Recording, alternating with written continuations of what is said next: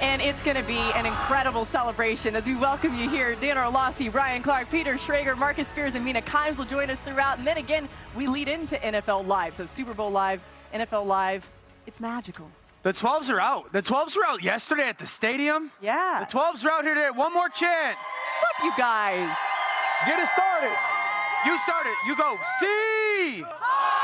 See. See. See. Hey, guess what, you guys? I think you're going to like this highlight, okay? Let's remind you what happened in Super Bowl 60 between the Seahawks and the Patriots. Santa Clara, California, Levi Stadium. Gorgeous day there, by the way. Sam Darnold getting ready to go. Drake May and the Pats on the other side. It's late in the first quarter. Seahawks with an early 3-0 lead. Patriots facing 3rd and 15. May gets pressured, Dan. Yeah, this was the story of the afternoon. The timing of these pressures, Witherspoon in his athleticism versus that New England offense. For this offense, he was the bell cow yesterday, and that was the start to an MVP day. And then he just kept it going, right? He gets open space, bursts upfield for the 29-yard gain. The Seahawks ended the drive by kicking a field goal. Yeah, I just don't like it in front of my face. 6-0 lead. You may be hearing Mina Kimes right now. If you're not, it's just in my ear. Just under 11 minutes left in the first half. May dropping back, gets sacked again by Riley Mills. Well, Mina is in your ear, and Riley Mills is in Drake May's ear. One-on-one with the left guard. Well done, coverage, Dan. thank you. Coverage affords the time, and then this New England offense on the sideline was flustered because they didn't know what they could get to.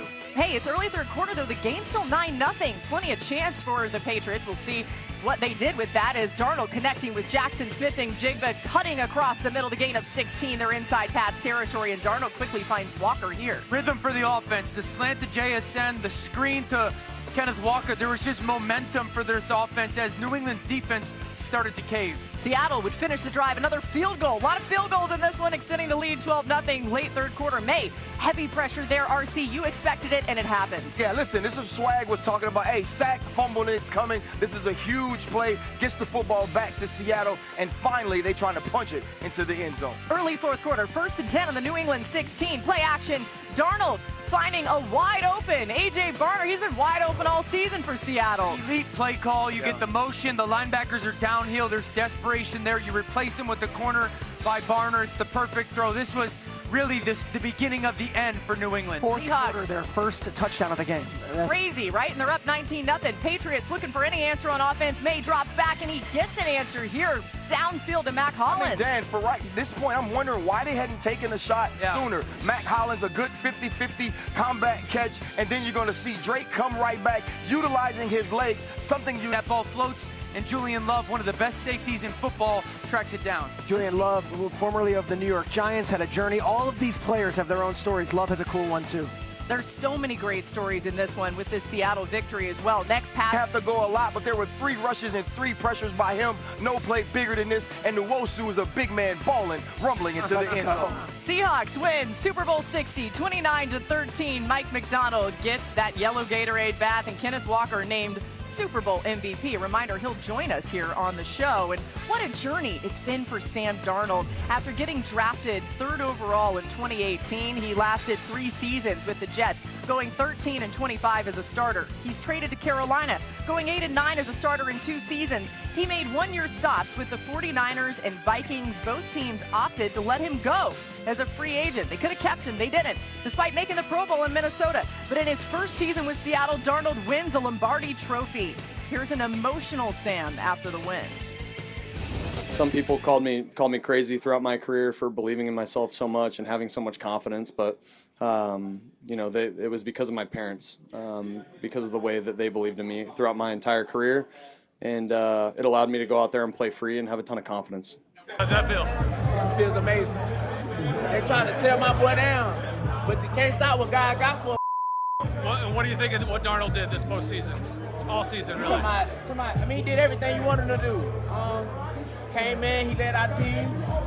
He got a hard position he played, but you talking about who keep battling, don't let anything sidetrack him. That's Sammy D for you. And now my dog, the Super Bowl winner. I see you, Sammy. Okay, that may be my favorite quote from yesterday. I see you, Sammy. Peter, what do you make of the journey of Darnold, how he got to this point? I think in any walk of life, you see his story, and you have to be encouraged. You can kind of go from anywhere and reach incredible success. It's a great story, and we know the resume, and we've done it for 2 weeks on this show, breaking down his path. I think what's really interesting is his approach to the story. When 4 different teams tell you, no, we're going to go a different direction and you're just not the guy, to go to the 5th team and not have resentment for the rest of those stops, to not be externally displeased or say I have a chip on a shoulder, that is something very unique, especially for the modern day quarterback. We've heard these stories, but deep down there, he never gives off that. In fact, he says he needed those stops to get to where he is today. And I'll add this as well. He led the league in turnovers this season. He had 20 total turnovers, the most in the entire NFL. In the playoffs, he had 0.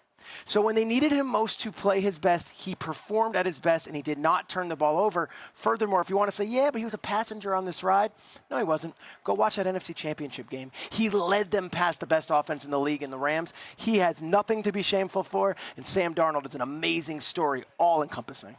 Yeah, amnesia is the word that comes to mind. I think all great athletes have them. I think all have it. I think all great quarterbacks do. Peter, you talk about the turnovers in the regular season and the story of the start of his career. And then if you watch the game yesterday, it wasn't easy. That defense in New England played fantastic. But I do think the right choices and the right type of throws were big. This is the first ball out of his hand all game. Marcus Jones breaks on. I'm like, oh my gosh, that's a pick 6. And immediately I said, well, if he was nervous, he's not showing it. And then you go to the next throw. This is Cooper Kupp on the deep crosser. Once again, the ball's perfect. That's a dangerous throw. It's a courageous throw. You have to put the ball in harm's way. And while they were tested, I thought once again the decision-making showed up. Staring at the bottom of the screen for the stick route, it's not there. Reset Milton Williams, the highest or second highest paid defensive tackle in football. Nope, make you miss. And the ball comes out for a 3rd down conversion. I think that was the most impressive thing watching Sam Darnold last night. We talked about it in the NFC Championship game, but the nail in the coffin, the decision-making off the play-action fake, he knows it's there. One of the hardest throws sometimes for quarterbacks to make is when guys are wide open.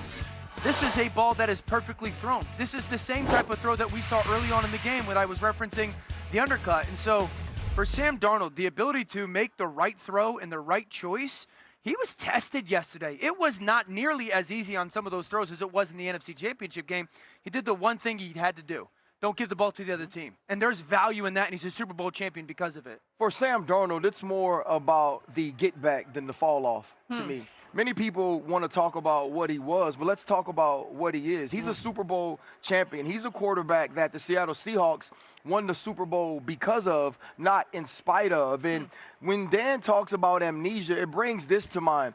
He never spoke about where he came from. He spoke about those who supported him. He spoke about his parents always believing in him and why he believed in self. Even when you think about the turnovers from early on this year, if you begin to have paralysis by analysis, you don't make that throw to Barner against Marcus 100%. Jones. You don't make that throw to Cooper Kupp against Marcus Jones across the field. You don't put the ball in harm's way to go make a play and be aggressive. And so Sam Darnold truly is a testament to believing in yourself.